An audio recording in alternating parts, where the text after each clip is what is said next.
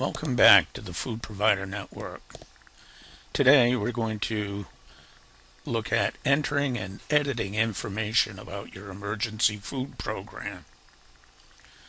We'll start by going to the web page for the Food Provider Network, and you type in foodprovidersnetwork.org and click on Food Providers Network. This brings us to the home page. As you'll recall from the first video, this home page anyone can get to, no matter whether they have a password and login name. And this is a great place to come and search for providers in your specified area. But today we're going to log in under my name, and we'll take a look at what changing and editing information looks like in the Food Provider Network. So let's go to the login. Now, if you don't already have a member ID and password, we'll assign you one. Today we're going in under my name, and we'll enter it here, and we'll click Log On. This brings us to the welcome page. This page shows you all the various levels that you can be a member, all the way from admin down to advocate. Most people will be food providers, and that's what we are here. So let's go to the list, and it brings up the St. Vincent de Paul Hampton, to which I'm assigned. And let's go to the detail.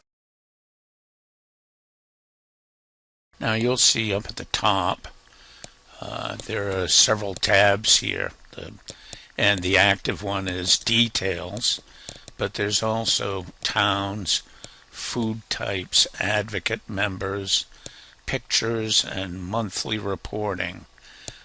Today we're just going to be dealing with the details and the towns. We'll take a look at the others in the next video. So this shows us the date that this was added was September 29, 2008 by Dennis Honan. And we'll give a little shout out to Dennis Honan here, as Dennis is the person who designed the entire Food Provider Network website. Nice job, Dennis. So let's begin to edit and update our information here, starting with the name of the organization or the provider, and then the food provider type. So you can see that's a drop-down list that you can select what type of food provider your program is. Next, you check off whether you're a Food Provider Network member, USDA recipient, New Hampshire Food Bank member, and whether you are no longer active. Next, you add your physical address. Once that's entered, click the check map. You'll see it'll generate a map of exactly where you're located, and this can be printed. This map gets posted to your public page also, so that clients can download a map to help find you. Next is your mailing address, if it should be different from your physical address, and then the contact person for the program, along with contact information. And next we get into hours of operation. And the first two choices are these regular hours or hours by appointment. And you select whichever is appropriate, then enter the hours that you're open. There is a memo field here as well, and that you can put in more detail. One of the things I failed to mention is you'll notice an asterisk after certain data items.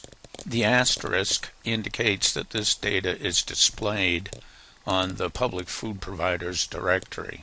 So should you not want it displayed, you should not enter it in those fields. Okay, so let's return to the next section, which is how clients obtain assistance. So you can see this provides an area to put a phone number and a checkbox which says visit during hours, your hours posted, and if it's checked, that means yes, you can visit during that time. And then other gives you a place where you can describe other details on how they can contact you. Then the next part is about frequency period. That means how frequently can somebody utilize your food pantry or your soup kitchen. And this is a drop-down list giving you several options for frequency period, like a week, a month, 6 months, or a year, or not restricted at all. And then the second option is the frequency number, how many times within that period. Once a week. In this case, it's once every month, as you can see. These next items are pretty self-explanatory. Does your program have refrigeration? Does it have a freezer, dry goods? And other, in this case, the St. Vincent de Paul has a walk-in freezer. The next section confuses people a little bit, but it's just intended to get a sense of what the capacity of your organization is. And it asks, HH stands for household. So average households served per week, guesstimate. And then average people per week. And then maximum number of households that can be served in a week, and the maximum number of people that can be served in a week. That next box asks food pantries how many days of food are provided for a client that receives services. The next item is a text box that allows you to enter other services that your program might offer other than just food. And then a place to enter the website address if you have a website. Lastly, there are a couple of miscellaneous boxes. One which shows information that the public can see, and miscellaneous information that is non-public, which is just for administrative purposes. And the last item here is if you have a PayPal account set up, you can enter your PayPal account email and submit it here. By doing this, your PayPal account will be posted, and anyone looking to donate money to your organization can do so through your PayPal account. Now lastly, after doing all these changes and editing your information, we go back to the top of the page, and this is really important. You need to hit your submit button, which will update all of your information, and it will show who updated it and what was the date when they did update. Now the last task for updating information is to go into the tab that lists the towns that you serve. When you click on this tab, it'll bring you to the town page, and you'll see here there's a drop-down list that when you click on it, it'll show all of the towns served in the region served by the food provider network. And you can see that St. Vincent de Paul and Hampton already has listed the towns that they serve. Let's say we wanted to add a town. All we have to do is drop the list down, select a town. Let's select Canterbury, and click Add Town. And now we've added Canterbury. But of course, St. Vincent de Paul and Hampton doesn't serve Canterbury, so we're just going to delete that. And it's just that easy.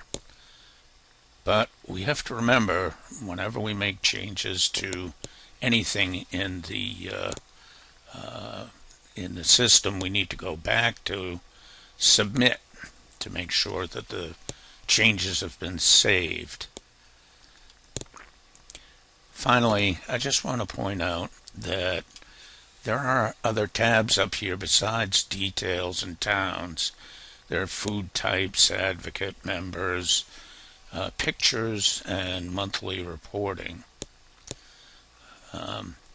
Pictures is an interesting page, and that's where you can upload from your computer photographs that show your program. It's easy to do.